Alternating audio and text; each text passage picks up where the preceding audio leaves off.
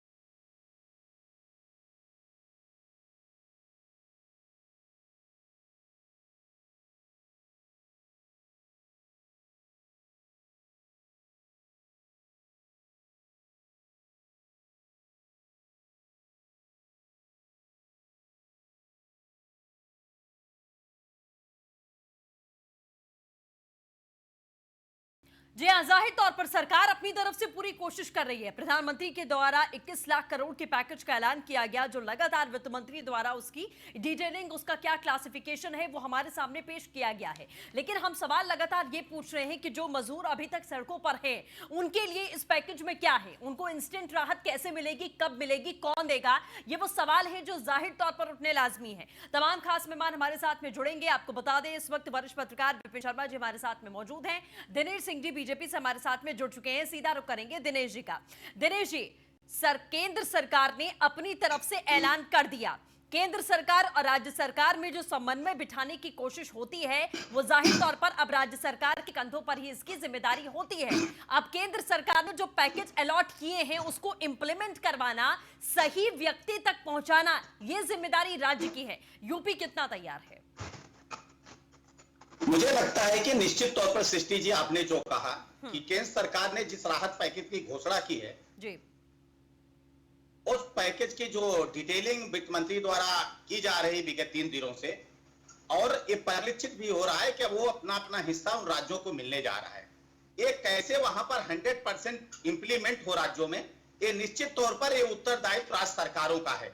जहां तक सवाल है कि उत्तर प्रदेश कितनी तरह से तैयार है, तो दृष्टि जी मुझे लग रहा है कि जितने भी राज्य हैं उसमें उत्तर प्रदेश अभी नंबर 1 पर है। चाहे वो अपने मजदूरों को, चाहे अपने श्रमिक भाइयों को दूसरे महानगरों से निकालकर उत्तर प्रदेश में लाने की बात हो, चाहे उनके लिए रोजगार के अवसर उपलब्ध कराने की बात हो, चाहे लोन मेले की बात हो।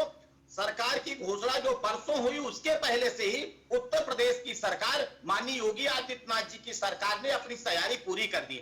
और वो तैयारी सिर्फ ऑफिस में बैठ के नहीं हो रही है। पहले ऐसे मुख्यमंत्री हैं जो क्षेत्रों में जा रहे हैं, जो वहां के हालात को देख रहे हैं, रेड जोन को देख रहे हैं, भोजन व्यवस्था को देख रहे हैं, क्वारंटाइन सेंटर को देख रहे हैं। इसलिए मुझे लगता है कि उत्तर प्रदेश जैसा कर रहा है वैसे और राज्यों को भी करना चाहिए। अगर कहीं इसमें कोली भी हिला हवाली हुई सृष्टि जो आप कह रहे हैं, तो निश्चित तौर पर जो बेनिफिट आम जनता को होना चाहिए, जो पायदान पर अंतिम व्यक्ति है जिसके लिए योजना बनाई जा रही है, अगर वहां तक योजना नहीं पहुंचेगी तो फिर इसका कोई लाभ नहीं होगा। देखिए दिनेश जी, सवाल मैंने इसीलिए आज पूरा पैकेज हमारा आपने देखा, जाहिर तौर पर आपने एक कोशिश की, केंद्र सरकार ने अपनी तरफ से काम किया, राहत पैकेज का ऐलान कर दिया है। लेकिन मैं बार बार जो कल से सवाल पूछ रही हूं वो सिर्फ यही है सर कि अपनी आंखों से देखा, आंखों को बंद नहीं किया जा सकता है। जो लोग सड़कों पर हैं, ट्रक में ठूस ठूस कर भेजे जा रहे हैं। सीएम ने आज साफ तौर पर कहा कि ट्रक में अगर कोई भी व्यक्ति दिख गया और जो ले जाने वाला है उसके खिलाफ में भी कानूनी कार्रवाई की जाएगी। इससे पहले भी सीएम बार बार ये कह चुके हैं कि जितने भी लोग सीमाओं पर आते हैं उनको रोककर क्वारंटाइन किया जाए, उन्हें खाना खिलाया जाए, उनको सम्मानजनक रूप से उनके घरों तक पहुंचाया जाए। लेकिन हकीकत में जिस तरीके से ये होना चाहिए वो नहीं होता है। आप ये उतरकर खुद आपने देखा भी होगा और महसूस भी किया होगा। तो वो जो लूपहोल्स हैं उसे भरने का कार्य आपको ही करना पड़ेगा सर, जो हकीकत बहुत परे है कागजों से। नहीं, बिल्कुल सृष्टि जी, देखिए इस बात से कोई इंकार नहीं कर सकता है। जिस हालात में श्रमिक और मजदूर बात पैदल चल दिए हैं, साइकिल से चल दिए हैं, ठेले से चल रहे हैं, रिक्शे से चल रहे हैं, ये देखकर किसी का भी हृदय जो है द्रवित हो सकता है और होना भी चाहिए। अगर आप इंसान है, अगर आप मानव हैं, तो ऐसी स्थिति बिना चप्पल के लोगों को अगर आप तपती हुई धूप में, तपती हुई सड़कों पर आप पैदल देखेंगे तो क्या हसर होगा। निश्चित तौर पर आज सरकार ने लोगों से अपील भी की है। आज मैं भी न्यूज वन इंडिया के माध्यम से देश की जनता से अपील करना चाहता हूं कि आप अपनी कोई भी मूवमेंट जो है पैदल ना करें, साइकिल पे ना करें, मोटरसाइकिल पर ना करें। आपकी व्यवस्था की जा रही। मैं सृष्टि जी यही निवेदन कर रहा हूं कि आज भी अगर आप देखिए तो लगभग 400 से ज्यादा ट्रेनें उत्तर प्रदेश में आ चुकी हैं। 1300 ट्रेनों के लिए माननीय योगी आदित्यनाथ जी ने अपनी स्वीकृति दे दी है। मुझे एक राज्य बताइए जहां इतनी ट्रेनें अभी तक आ गई हो या 1300 ट्रेनों की डिमांड की गई हो। दिनेश जी, आपकी देखिए सारी बातें सही हैं। आपने चाहे 1000 ट्रेनें चला दी हो, आपने चाहे 1000 बसेस चला दी हो, ठीक है, उसके लिए सराहना आपकी की गई। आप कोटा से बच्चों को लेके आए, हाथ जोड़कर पूरे देश ने, उन बच्चों ने, अभिभावकों ने, राज्य सरकार ने आपका धन्यवाद भी किया कि भाई आपने बहुत अच्छा काम किया। लेकिन मैं सिर्फ कल से ये पूछ रही हूँ कि जो लोग सड़कों पर आज उतरे हुए हैं, जिनसे उतरकर जब आप खुद पूछिए तो वो कहते हैं ना फोन लगता है, ना टिकट बुकिंग होती है, ना कोई पूछता है, जगह जगह बैरिकेडिंग पर रोका जाता है, लेकिन उसके बाद में हमें पहुंचाने के लिए कोई आश्वस्त नहीं करता है। वो लोग क्या हमारे देश के नहीं हैं या उत्तर प्रदेश के नहीं हैं, कहीं और से आए हैं, या 20 लाख करोड़ के पैकेज में उनके लिए 1 रुपया भी नहीं है? मैं सिर्फ कल से ये पूछ रही हूं सर। नहीं, बिल्कुल नहीं सृष्टि जी, बिल्कुल पूछना लाजमी। दिक्कत क्या हो रही है समझ रहे हैं? जैसे कि मान लीजिए कि महाराष्ट्र के लोगों को, अपने सबके यहाँ के लोग, चाहे बिहार के हो चाहे उत्तर प्रदेश में, वो महानगरों में है, या तो दिल्ली में है, या तो मुंबई में है, या कलकत्ता में है, या बंगलोर में है, जो महानगर है जहां पर रोजगार करने के लिए लोग जाते हैं। ये जो श्रमिक भाई वहां मेहनत करने के लिए जाते हैं, आज जब देखिए इसलिए बेचैनी, आज सरकार व्यवस्था कर रही है। अगर प्रतिदिन मुंबई से 25 ट्रेनें आ रही हैं तो एक दिन में सारे लोगों को नहीं लाया जा सकता है। ये दिनेश जी देखिए, महाराष्ट्र आपकी सरकार बात की। बिल्कुल सही है और प्रधानमंत्री ने इस बात पर फोकस किया था कि गांवों में महामारी नहीं जानी चाहिए। ये हर राज्य को सुनिश्चित करना है क्योंकि मजदूर वर्ग गांवों से ही बिलोंग करता है। ये बहुत अंडरस्टूड सी बात है। लेकिन यूपी में बहुत सारे इलाके हैं जो नए केसेस उभर कर आ रहे हैं। वो यही पता चलता है कि व्यक्ति महाराष्ट्र से आया था या दिल्ली से आया था या किसी और राज्य से आया था। जो यहां पर आया इसका मतलब उसका क्वारंटाइन, उसका टेस्ट, ये तमाम चीजें सही तरीके से नहीं की गई, जिसकी वजह से अब गांवों में महामारी एंटर कर रही है सर, जो बहुत सृष्टि जी, उसका ब्लास्टिंग कारण है। सिचुएशन होगी। जी, उसके 2-3 कारण है हाँ। सृष्टि जी। ऐसा नहीं है, मुझे भी वो जानकारी है।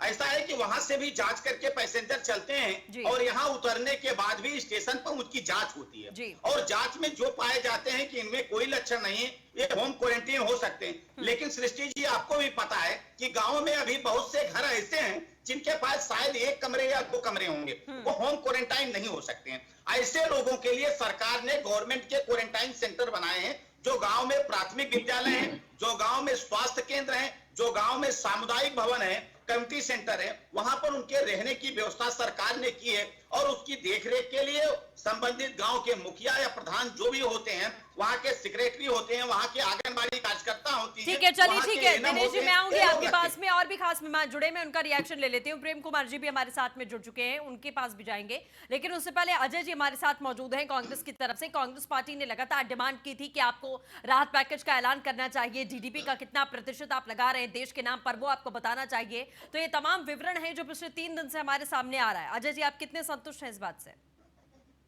देखिए, सृष्टि में सबसे पहले तो ये कहना चाहूँगा कि आपका चैनल और देश के सारे चैनल हिंदुस्तान की सड़कों पे जो मजदूर किस तरह मारे जा रहे हैं, कभी 6, कभी 8, कभी 2, और किस तरह से महिलाएं बच्चों को लेकर, किस तरह से महिलाएं गोदी में, बैलगाड़ी पर, किस तरह से महिलाएं रिक्शे में, साइकिल पर 80 साल का वृद्ध अपने पिता को लेकर जा रहा है। तो ये बड़ी चिंता का विषय है। देश की हालात बड़ी दयनीय है। 2016 में वर्तमान प्रधानमंत्री श्रीमान लोकप्रिय पावरफुल प्रधानमंत्री मोदी साहब ने एक जनसभा में ये कहा था, भाइयों बहनों मित्रों, ये पैकेज जो होता है, ये पैकेज कभी दिखता नहीं है, मिलता नहीं है। और अब इस पैकेज देने वाले लोगों को, अब इन पैकेज करने वाले लोगों को, उत्तर प्रदेश की एक जनसभा की बात बता रहा हूँ मैं, कि इन पैकेज करने वाले लोगों को पैक करके भेजने का समय आ गया है।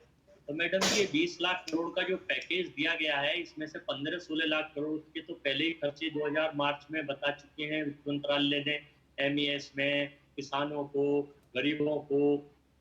लेकिन इसका फायदा मुझे बताइए कि जितने भी छोटे वर्ग के लोग मजदूर अपने घर जा रहे हैं, सरकार की किस चीज का इम्प्लीमेंटेशन हुआ? सरकार ने कहा कि ये लोग जहाँ रुके हुए हैं वहां इनसे कोई किराया नहीं लेगा।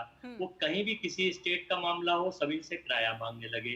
सरकार ने कहा कि हम इनको भोजन देंगे, पानी देंगे, अन्न देंगे, लेकिन इन मजदूरों को ना भोजन मिला, ना पानी मिला, ना अन्न मिला। फिर जब चलने लगे, सरकार ने कहा कि हम 85, रेल मंत्रालय का भी झूठा वादा था कि 85% रेल मंत्रालय देगा और 15% स्टेट सरकार देगी।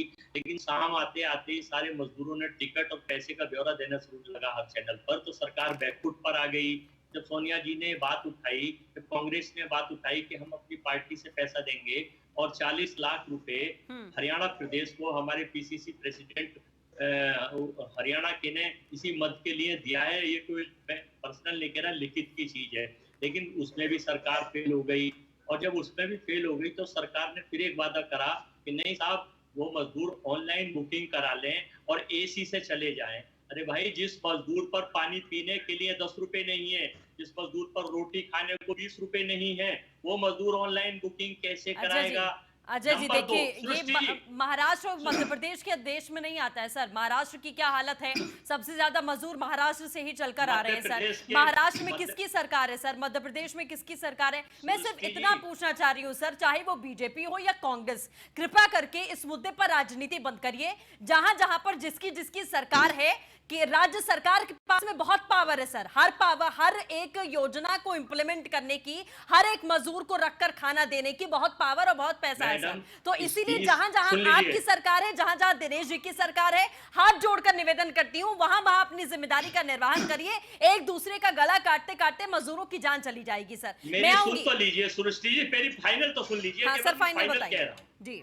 फाइनल में ये कह रहा हूं कि देश की सरकार और इनके बयानवीर इस कोरोना काल में भी मानवीय संवेदनाओं से खिलवाड़ कर रहे हैं, राजनीति कर रहे हैं। कोरोना के मरीज बढ़ते जा रहे हैं, कोरोना की संख्या है, ये स्थिति और भयानक होने जा रही है। आपके पास मेडिकल किट नहीं है, मेडिकल इंस्ट्रूमेंट नहीं है। और सुन लीजिए, देश में नोएडा में आसपास से कच्चा बनियान अंडरवियर बनाने वाले बहुत से लोग, उन्होंने पीपीआई किट तैयार कर दी और किस ठीक है मंत्रियों से सुन लीजिए, वो नहीं नकली किट नहीं सप्लाई कर दी। मैंने आपसे पहले भी कहा कि राजनीति करने का आरोप अगर आप लगाते हैं तो कुछ हद तक उसे अपने ऊपर भी लागू कर लीजिए। जहां आपकी जिम्मेदारी है उस जिम्मेदारी को पूरा करिए। महाराष्ट्र की क्या ब्लास्टिंग सिचुएशन है सर? महाराष्ट्र की वजह से पूरे देश में कोरोना किस हद तक फैलेगा इसका कोई अंदाजा नहीं है। जो लोग महाराष्ट्र से चलकर आ रहे हैं सर, उनकी क्या सिचुएशन है, कैसे वो चीजों को लेकर आ रहे हैं, कैसे वो पैदल चल रहे हैं और कैसे महाराष्ट्र की सरकार का भी फेलियर सबसे ज्यादा दिख रहा है। अगर बीजेपी इसके लिए जिम्मेदार है तो वहां पर जिसकी सरकार है वो भी इसके लिए जिम्मेदार है। आप दोनों लोग अपनी अपनी राजनीति के चक्कर में मासूमों की जिंदगी निकाल रहे हैं, ये समझ में नहीं आ रहा। बिपिन जी, चलिए बिपिन जी, सर गुजरात मैं तो मान रही हूं ना, मैं तो मान रही हूं गुजरात है, चाहे यूपी है, चाहे कोई राज्य है, लेकिन जहां आपकी सरकार है वहां पर आपने भी अपनी जिम्मेदारी नहीं निभाई। ये समझ लीजिए बस बिपिन जी। राजस्थान मॉडल आप पूरे देश में लागू करिए, 90% रिकवरी रेट है।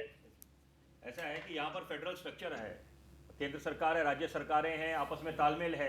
पहला कि तालमेल के अभाव के कारण जो है मजदूर जो है मजबूर हो गया पलायन के लिए। ऊपर से साक्षी सृष्टि ये बात समझनी पड़ेगी कि कोरोना की लॉकडाउन की अवधि बढ़ती रही।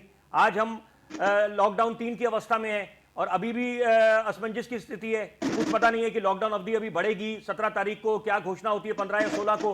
तो वो कारण रहा कि ये मजबूर हो गए मजदूर और ये पलायन करने पे। लेकिन देखिए दुख की बात यह है कि आपस में राजनीति के कारण, केंद्र सरकार और राज्य सरकारों की आपस में तनातनी के कारण, आरोप प्रत्यारोप के दौर खत्म होने का नाम ही नहीं लेने के कारण ये मजदूरों को पैदल रास्ता सफर तय करना पड़ा। और चाहे गर्भवती महिलाएं हैं, बुजुर्ग हैं, बच्चे हैं, बैग जो है ट्रॉली बन गए। जो आपने दृश्य देखे, ये राजनीति का समय नहीं है। मैं अजय भाई का बहुत सम्मान करता हूं, लेकिन शायद मुझे इनकी याद ताजा करानी पड़ेगी कि वो जो तस्वीरें सामने आई वो पंजाब से उन्होंने रास्ता शुरू करा था। क्या कारण था कि पंजाब में मजदूरों की वो हालत होगी कि वो मजबूर हो गए पलायन करने के लिए। पहली बात आपको यह देखना, सुनिश्चित करना चाहिए था कि मजदूर जहां पर है, जहां काम करते हैं वहीं रुके, वही व्यवस्था होनी चाहिए थी। आप फेडरल स्ट्रक्चर की बात करते हैं बार बार, व्यवस्था कमी दोनों तरफ से रही है, ताली कभी एक हाथ से नहीं बजती। मैं ये बोलना चाहूंगा, अब आप कम से कम जैसे आप बाकी यात्राएं, वैष्णो देवी की यात्राएं रजिस्ट्रेशन होती है, अनिवार्य हो जाता है, उसी तरह से जैसे आपने नियमों का अनुपालन करा है, अनुशासन बनाकर, उसी तरह से अनिवार्य कर दीजिए कि जितने श्रमिक हैं, प्रवासी मजदूर हैं, जब पलायन कर रहे हैं वो रजिस्ट्रेशन के तहत चले, पैदल ना सफर करें, ताकि हम उस स्थिति को ना देखें जो हमने देखी कि ट्रक आया, कि कोई रोड के चला गया, मजदूरों को गुजर करके चला गया। अब मैं ये बस ये बोलना चाहूंगा कि अनिवार्य कर दीजिए, रजिस्ट्रेशन करा दीजिए।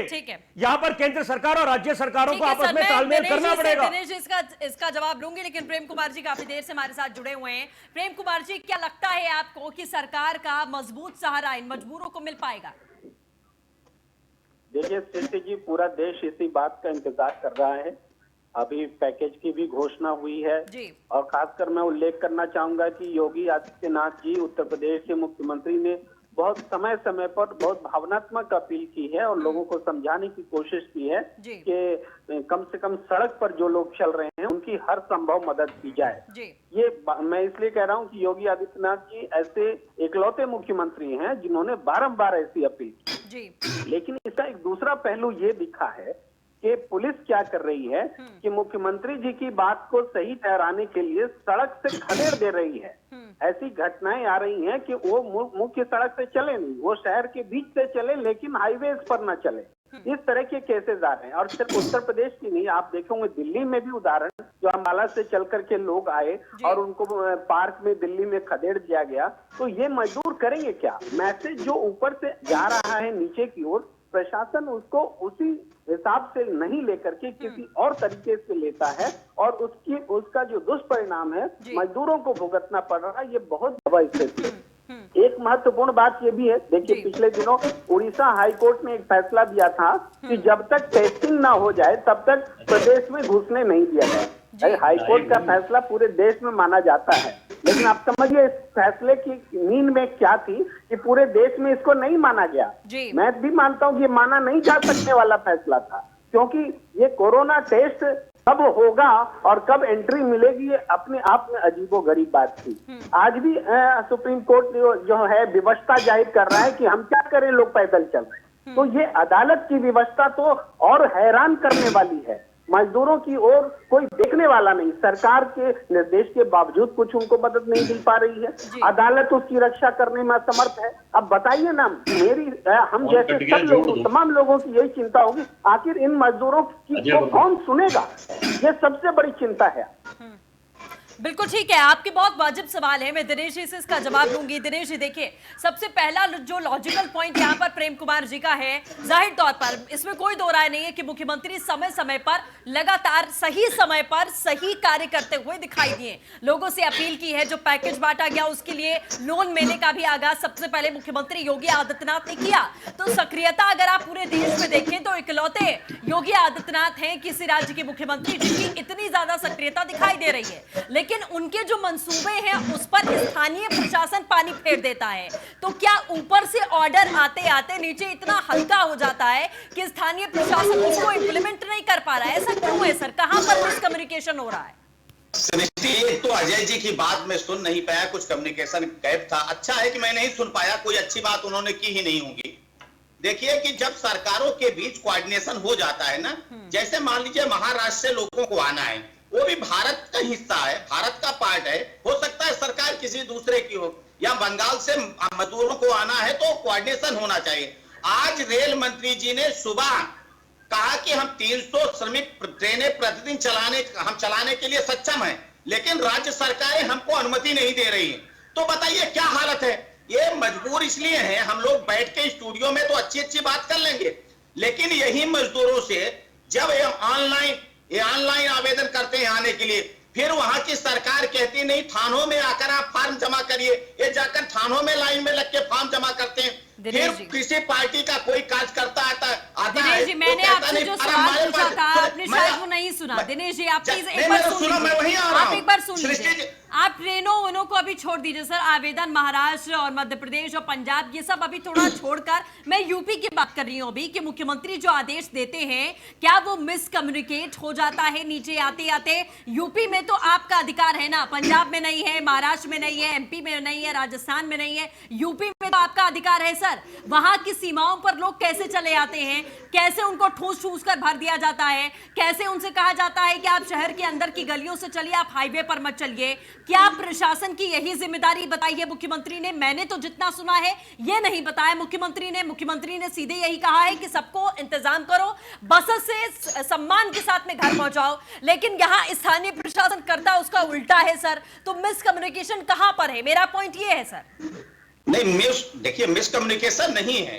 जैसे उनको बॉर्डर पर मान लीजिए किसी राज्य पर उत्तर प्रदेश की सीमा पर पहुंचते हैं और उत्तर प्रदेश का प्रशासन उनको रोकता है कि आप रुकिए, आपके साधन की व्यवस्था की जाए। आज की तारीख में कोई रुकने को तैयार नहीं हो रहा। सृष्टि जी, आप प्रैक्टिकली देखिए, व्यवहारिक देखिए, सैद्धांतिक एक पक्ष में जब उनको रोका जाता है और रुकते हैं, वो लोग कोई वैकल्पिक मार्ग खोज लेते हैं। वो गांव के लोगों से पूछते हैं कि भैया हम कैसे निकल सकते हैं। वो गली और गलियारों से कूचों से, क्योंकि पैदल जा रहे हैं, साइकिल से जा रहे हैं, मोटरसाइकिल से जा रहे हैं, इसलिए कुछ लोग उसमें से निकल कर चले जाते हैं।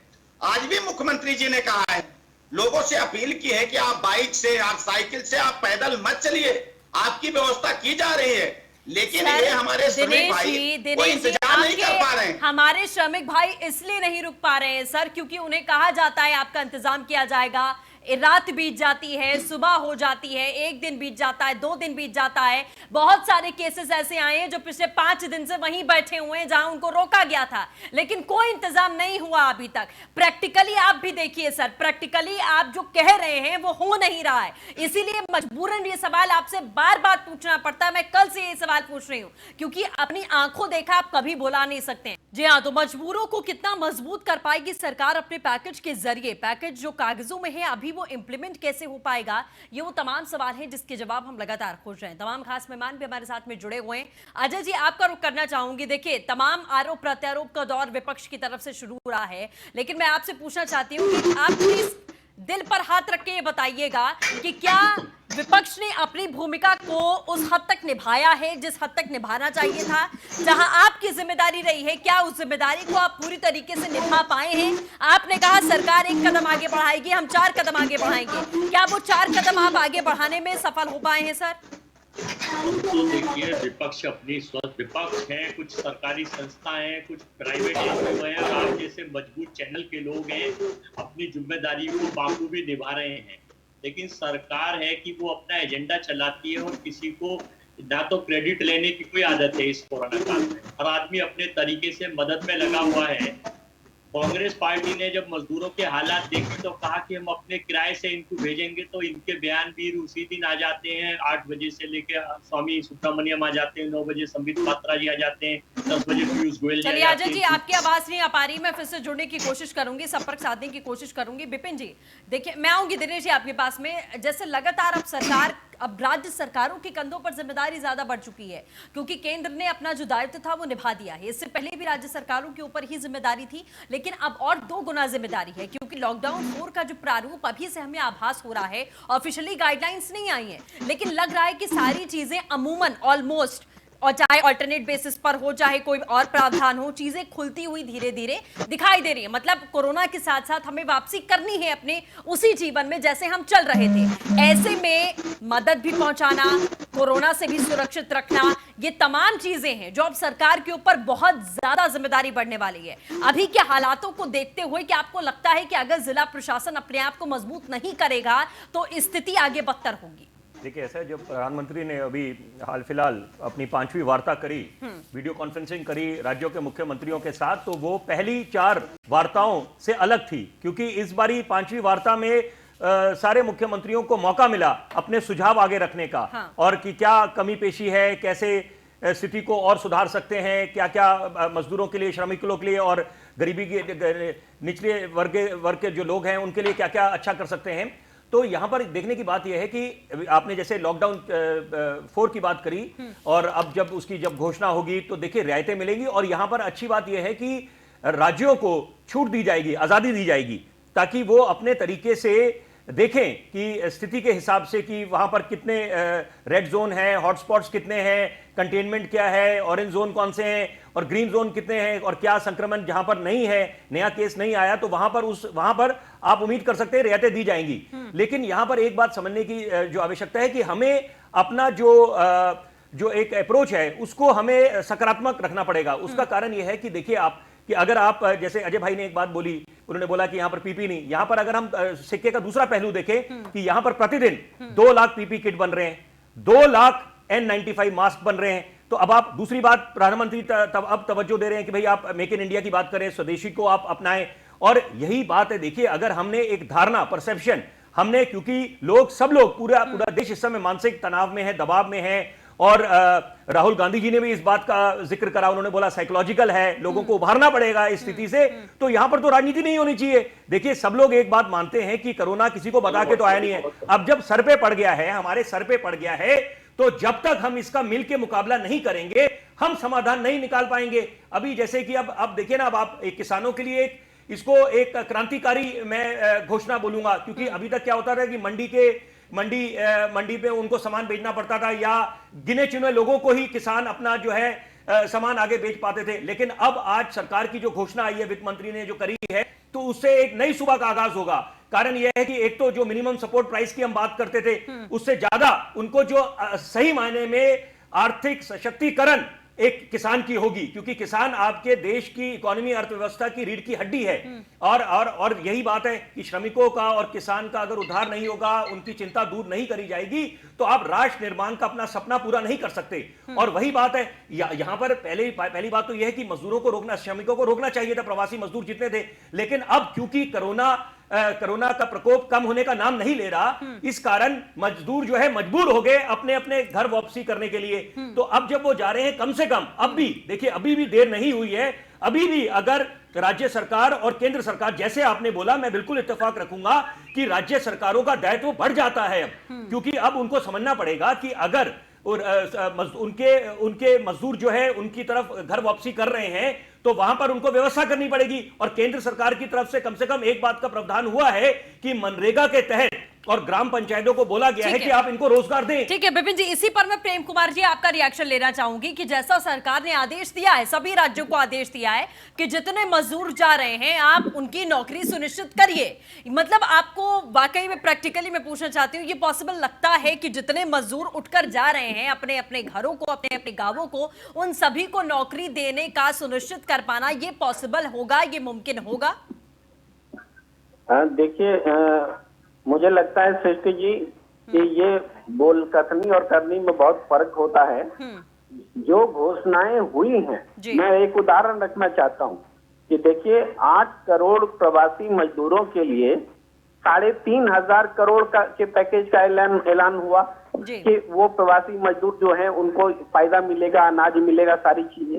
अब इसको थोड़ा सा गणित अगर हमने लगाया तो हमने ये पाया कि ये जो मजदूर हैं उनको एक मजदूर पर 7 रुपए से ज्यादा नहीं पड़ रहा है एक दिन में, 7 रुपए कुछ पैसे पड़ रहे हैं। अब इतने से उस मजदूर के पेट में क्या जाएगा आप समझिए। 3,000 करोड़ रुपए में वल्लभ भाई पटेल की मूर्ति लग जाती है तो 3,500 करोड़ ही 8 करोड़ मजदूरों के पेट में जाने के लिए है सरकार के पास। ये महत्वपूर्ण सवाल है। अब वो मजदूर को जो करीब 15 करोड़ लोग बेरोजगार हुए हैं इस दौरान, अब तक का जो आंकड़ा है, उन 15 करोड़ को राज्य सरकारें नौकरी दे देंगी, ये तो कल्पना ही की बात है ना, ये तो हसीन सपने जैसा है। ठीक है प्रेम जी, मैं इस पर जवाब देना चाहूंगी दिनेश जी का, वो काफी देर से बोलना चाह रहे हैं। दिनेश जी देखिए, बहुत महत्वपूर्ण सवाल है ये कह देना कि राज्य सरकार सुनिश्चित कर ले कि आप नौकरियां आपको देनी है, आपको कहीं से भी नौकरी पैदा करिए, आप कुछ करिए, आप इन लोगों को नौकरी दीजिए। अगर वाकई में ऐसी सुविधाएं वहां पर होती, उनको आसानी से वहां नौकरी मिल जाती, तो वो अपने गांव घर को छोड़कर अलग अलग राज्यों में धक्के क्यों खा रहे होते? तो आपको लगता है कि तत्काल रूप से जो राहत पैकेज का ऐलान किया गया था, वो राहत इनको नौकरियां पैदा करके देने में मुमकिन हो पाएंगी सर? ये आपको मतलब प्रैक्टिकली जमीन पर लगता है कि पॉसिबल हो जाएगा? सृष्टि जी, नौकरी की बात नहीं है, रोजगार उपलब्ध कराने की बात है। मैं मानता हूं कि ईमानदारी से अगर काम किया जाए तो रोजगार उपलब्ध हो सकता है। बिल्कुल आपका जायज सवाल है कि अगर क्या ये रोजगार गांव में उपलब्ध हो गया होता तो क्या लोग शहरों में क्यों जाते? यही तो मैं कह रहा हूं। ये तो 7 दशकों के में सरकार की नीतियां ऐसी थी। कांग्रेस सरकार ने इस देश को रसातल में इसीलिए पहुंचा दिया कि उन लोगों को गांव में अपनी आवश्यकता पर आधारित कोई रोजगार का सृजन नहीं किया और लोगों को मजबूर होकर मुंबई में, कलकत्ता में कैसे वो जीवन यापन कर रहे हैं वो जानते हैं। इसीलिए अगर आज भी कहिए, मैं आपको उदाहरण देता हूं दिनेश जी, आप आज की सिचुएशन का कंपैरिजन कांग्रेस पार्टी के 60-70 साल से अभी मत करिए सर। मैं सिर्फ ये पूछ रही हूं कि आप अगर ये चाहते थे, आपने कहा कि जो जहां पर है वहीं पर रुके, राज्य सरकार सुनिश्चित करे कि मजदूर अपने घरों से बाहर निकलकर ना आए, वो पलायन ना करे। लेकिन जब मजदूर पलायन करने पर मजबूर हो गए क्योंकि कोई सुविधा उनके पास में नहीं है, तब आप कह रहे हैं कि अब हम नौकरी भी दे देंगे। और नौकरियां इसलिए अभी तक नहीं थी क्योंकि केंद्र सरकार की, कांग्रेस सरकार की नीतियां खराब थी। सर, इसका ठिकरा आप इतने सालों की पहले की सरकार पर नहीं फोड़ सकते। तब कोरोना वायरस नहीं था, तब ऐसी परिस्थिति नहीं थी। यह आपने ही कहा कि आप मजदूरों को रोकिए, अब आप ही उन्हें भेज रहे हैं और आप ही कह रहे हैं कि हम नौकरी आपको दिलाएंगे। तो सवाल तो मैं आपसे ही पूछूंगी, मैं कांग्रेस पार्टी से नहीं पूछूंगी कि 70 साल पहले आपने गांवों में नौकरी क्यों नहीं दिलाई। सर, जवाब देने के लिए मुझे 1 मिनट, आधा मिनट कितना देंगे, मैं उसी में बोलूं? हाँ, बोलिए सर। बात कंप्लीट नहीं होती, आप दूसरा सवाल पूछ देते हैं। इसलिए सृष्टि जी, मैं एक उदाहरण दे रहा हूं। परसों माननीय मुख्यमंत्री योगी आदित्यनाथ जी ने सुबह प्रेस कर रहे थे। उन्होंने कहा कि हम उत्तर प्रदेश में करोड़ों की संख्या में स्कूल के बच्चों के ड्रेस जो है वो खरीदते हैं, उनके शर्ट, पैंट, जूते, मोजे, स्वेटर खरीदते हैं मौसम के अनुसार। क्या हम सेल्फ हेल्प ग्रुप से उसको तैयार करके नहीं ले सकते हैं? कितने परिवारों को उससे रोजगार मिल जाएगा? पहले के जमाने में क्या अगर हेयर ड्रेसर बनना पड़ता था, नाई के लड़के को नाई का काम सीखना, कहीं उसको ट्रेनिंग लेने जानी होती है। अगर लुहार या कुम्हार के बच्चे को कुम्हारी कला सीखनी थी तो कहीं वो ट्रेनिंग लेने जाता था। लोगों को मैं यही कह रहा हूं कि किसानों के हालात ऐसे बना दिए, न तो उसको समय पर बीज मिला, न समय पर पानी मिला, न समय पर खाद मिली, न समय पर बिजली मिली। ये किसकी नीतियां थी? आज अगर श्रमिक पलायन करके आ रहे हैं तो निश्चित तौर पर उन प्रदेश की सरकारों को उत्तरदायित्व बनता है कि उनके लिए रोजगार मुहैया करें। और ठीक है, अजय जी हमारे साथ जुड़े। अजय जी आवाज मिल रही है सर आपको? आपकी आवाज मिल रही है, लेकिन और सुनाई नहीं पड़ रही है कि कौन क्या बोल रहे हैं, बयान भी क्या कह रहे हैं। ठीक है दिनेश जी जल्दी से बात पूरी करिए। जी मैं सिर्फ कर रहा हूं, लेकिन तुलना करना पड़ेगा। आप पूछिए, मैंने कहा कि उत्तर प्रदेश की सरकार ने 1300 ट्रेनों की डिमांड की है। जरा अजय जी से मेरी तरफ से आप पूछ लीजिएगा कि महाराष्ट्र की सरकार ने कितनी ट्रेन की डिमांड की, झारखंड की सरकार ने कितनी ट्रेन की डिमांड की, बंगाल की ट्रेन सरकार ने कितनी ट्रेन की डिमांड की। आपको पता है किसी ने 6 ट्रेन और किसी ने 9 ट्रेन। ठीक है चलिए दिनेश जी अब मैं इसका जवाब लेना चाहूंगी। देखिए अजय जी मैं बार बार आपसे यही सवाल पूछ रही हूं सर कि क्या राज्य सरकार ने अपनी जिम्मेदारी को निभाया? सिर्फ केंद्र सरकार के ऊपर उंगली उठाना, नीतियों की आलोचना करना, सिर्फ क्या विपक्ष का यही काम रह गया है? जहां पर आपकी जिम्मेदारी, आपकी सरकार है, महाराष्ट्र है, मध्य प्रदेश है, बंगाल की बात कर लें, बंगाल में भी जिसकी सरकार है वहां पर क्या परिस्थिति है आप देख रहे हैं। क्या और राज्य सरकारों ने अपनी जिम्मेदारी को निभा लिया जो अब आप सब इकट्ठा होकर सिर्फ आलोचना करने बैठे हैं क्योंकि सामने किसी और की सरकार है, सामने आपकी सरकार नहीं है, लेकिन जहां आपकी सरकार है वहां पर सबसे ज्यादा ब्लास्टिंग सिचुएशन है सर? देखिए ये तो सृष्टि आप और देश के चैनल और लोग तय करें कि कौन क्या काम कर रहा है। राजस्थान में 90% रिकवरी रेट है। राजस्थान मॉडल को लागू करने के लिए हमने मांग करी है। केरला का रिकवरी रेट देख लीजिए। जहां तक सवाल है, देश की सरकार डिजास्टर में केवल इनके बयान भी झूठ बोल। अब एक बात बताइए, 2,02,00,000 रुपए सुबह से लेके शाम 10 बजे तक इन्होंने लोन दे दिया। हमने मान लिया कि आपने 2,02,00,000 नहीं 3,02,00,000 दे दिया। अगर पारदर्शिता के तहत दिया है और ब्रह्मांड के निवासी और पाताल के निवासियों को नहीं दिया है, हिंदुस्तान के निवासियों को दिया है, तो कांग्रेस पार्टी के प्रदेश अध्यक्ष अजय कुमार लल्लू जी और कई सारे बुद्धिजीवियों ने मांग उठाई है कि वो सार्वजनिक सूची कर दीजिए कि वो 2,02,00,000 रुपए का लोन किसको दिया है।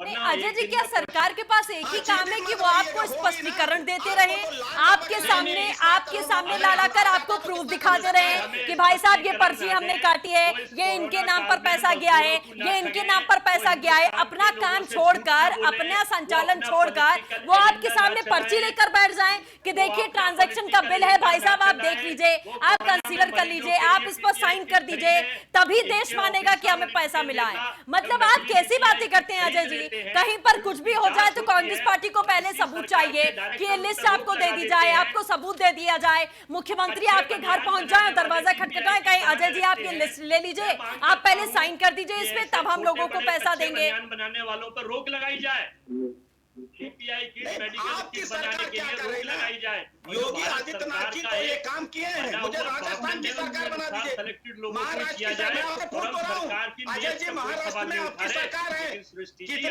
ट्रेनों की डिमांड की है, आपको जानकारी ना हो तो जानकारी कर दीजिए। अजय जी हर चीज का ब्यौरा मांगने आप बैठ जाते हैं कि आपने पहले कहा कि जीडीपी का कितना हिस्सा सरकार लगा रही है। रघुराम राजन से राहुल गांधी बातचीत कर लेते हैं, वो कहते हैं 5 से 6% लगा दिया जाए तो बहुत होगा। सरकार ने कहा 10% लगा रहे हैं। अब आप उसके अंदर भी कह रहे हैं कि जितना आपने क्लासिफिकेशन किया है उसका भी सबूत दे दीजिए, आपने किसको बीज दिया, किसको दाल दिया, किसको रोटी दी, किसको चावल दिया, किसको घर दिया, किसको लोन दिया, उसकी पहले सूची लाकर आपके चरणों में रखी जाए, उसके बाद में उन लोगों को मिले।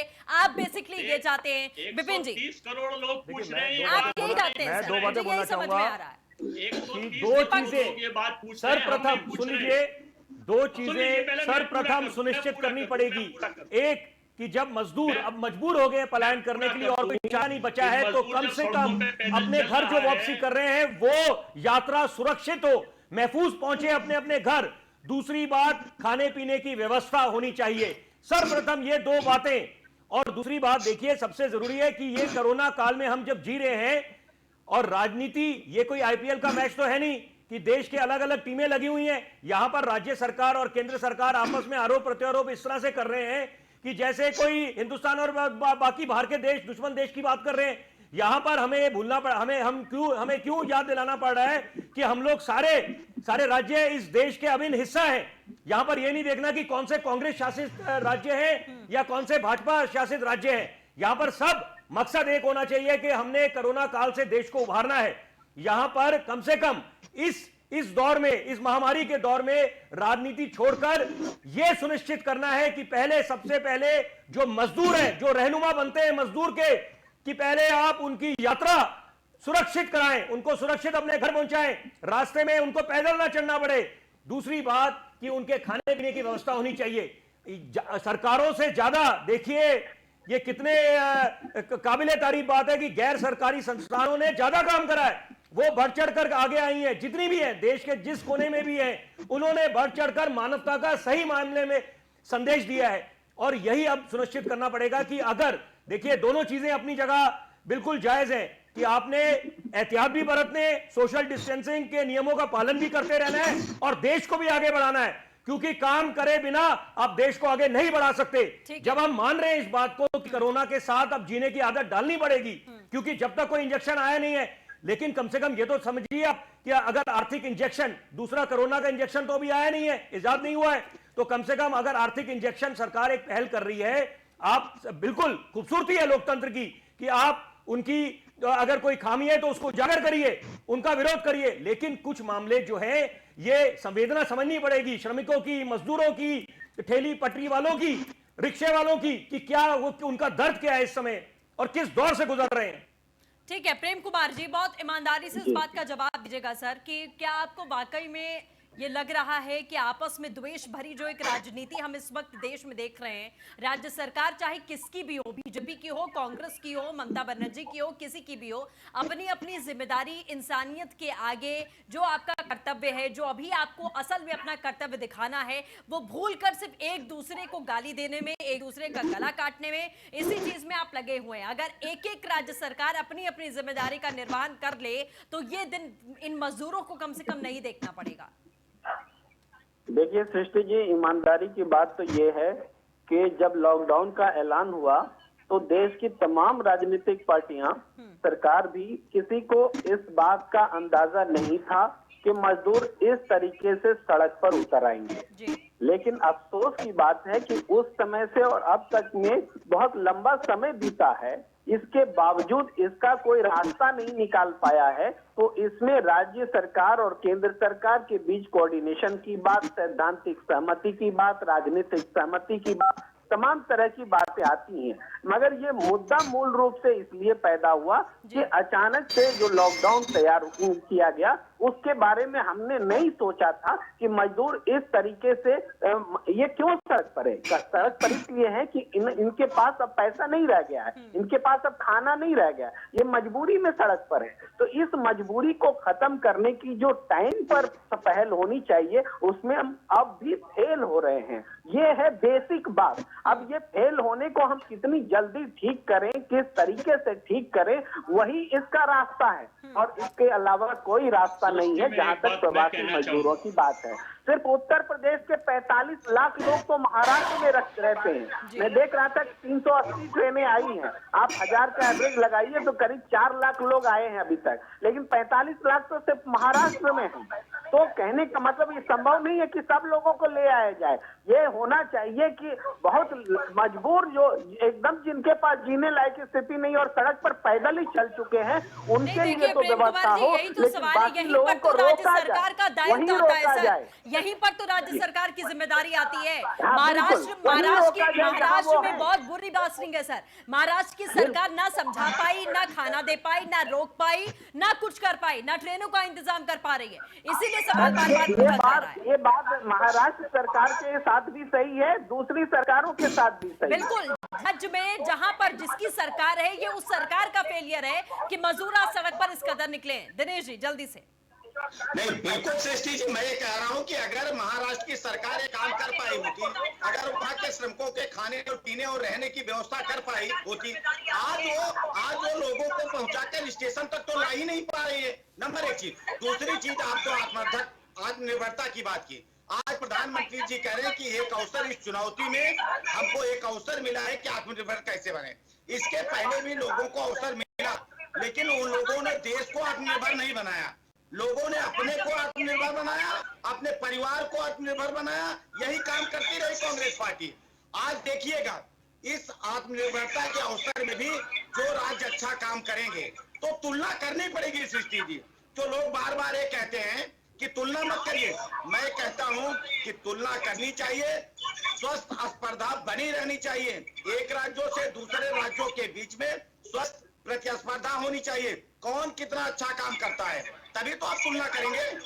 आज हम उत्तर प्रदेश का उदाहरण देते हैं तो कम से कम पश्चिम बंगाल और मुंबई को, महाराष्ट्र को देखना चाहिए कि वो 1300 ट्रेनें चला रहे हैं और इन 9 ट्रेनों की डिमांड कर रहे हैं। गजब बात हो रही है। और अजय जी बैठकर यहाँ पर सबूत मांग रहे हैं, जो सिर्फ पूरे जीवन काल में भ्रष्टाचार जिस पार्टी का इतिहास रहा हो वो हर चीजों का सबूत मांगती है। ठीक है अजय जी, आज तक सबूत दे नहीं पाए, वो चले हैं सबूत मांगने के लिए। जहाँ आपके राज्य की सरकारें हैं वहाँ हालात आप ठीक करिए। अजय जी, ये राजस्थान का जिक्र नहीं करेंगे, ये केरला का जिक्र नहीं करेंगे, राजस्थान का जिक्र करेंगे। मैं आपसे पूछ रहा हूँ राजस्थान की सरकार ने कितने ट्रेनों की डिमांड की है, जानकारी है? नहीं करेंगे, जानकारी है अजय जी? गुजरात मॉडल अजय जी जानकारी है, मैं पूछ रहा हूँ छत्तीसगढ़ और राजस्थान की सरकार ने भारत सरकार सबसे बड़ा एपी सेंटर बन गया है गुजरात। और गुजरात के नगर आयुक्त ने कहा है कि 31 मई तक हमारे यहाँ 8 लाख कोरोना के मरीज आ जाएंगे अगर यही हालात रहे। अजय जी अगर नैतिक साहस है तो आप उत्तर दीजिए कि राजस्थान अपने मौके पर बोलिए, मुझे बोलने दीजिए। की सरकार प्रेम कुमार वरिष्ठ पत्रकार है, मेरे छोटे भाई हैं, इनकी मैं एक बात का समर्थन करता हूँ और मैंने भी अन्य चैनलों पर सरकार से कहा है अजय जी जहाँ पर आपकी लूपहोल्स हैं, जहां पर आपको जिम्मेदारी लेनी चाहिए वहां की बात आप बिल्कुल भी नहीं करेंगे।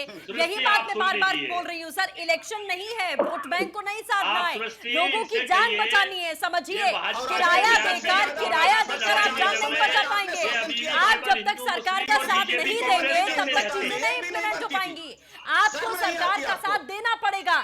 आप सरकार का साथ सिर्फ इसलिए नहीं देंगे क्योंकि वहां आपकी सरकार नहीं है, वहां पर किसी और की सरकार है, वहां बीजेपी की सरकार है। इस चक्कर में इंसानियत मर रही है, ये समझिए सर, इस चक्कर में इंसानियत मर रही है। मैं आखिरी कमेंट विपिन जी, आखिरी कमेंट। सरकार को कोरोना में ध्यान रखना चाहिए सब लोगों का। आखिरी कमेंट विपिन जी। देखिए भारत के रहने वाले हैं तो हम सुन लीजिए, भारत के रहने वाले हैं तो भारत की बात करेंगे, हिंदुस्तान की बात करेंगे, ना कि इनको बाकी राज्यों के दृष्टिकोण से देखेंगे।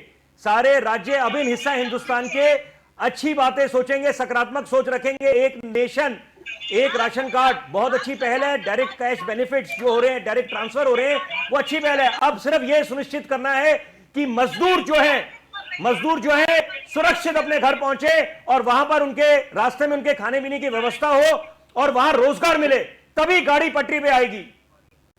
ठीक है प्रेम कुमार जी, आखिरी कमेंट आपका। जी हाँ, मैं आखिरी कमेंट एक कड़वी बात पे करना चाहता हूँ कि देखिए जब लॉकडाउन शुरू हो रहा था उससे पहले हम विश्व गुरु बनने की बात कह रहे थे, सार्क सम्मेलन कर रहे थे और आज हम आत्मनिर्भर भारत की बात कर रहे हैं। अब सवाल उठता है कि बगैर आत्मनिर्भर हुए हम विश्व गुरु कैसे बन रहे थे। सारे सार्क देश को कोरोना की स्थिति में मोटा मोटी ठीक है, सबसे बुरी हालत हमारी ही है।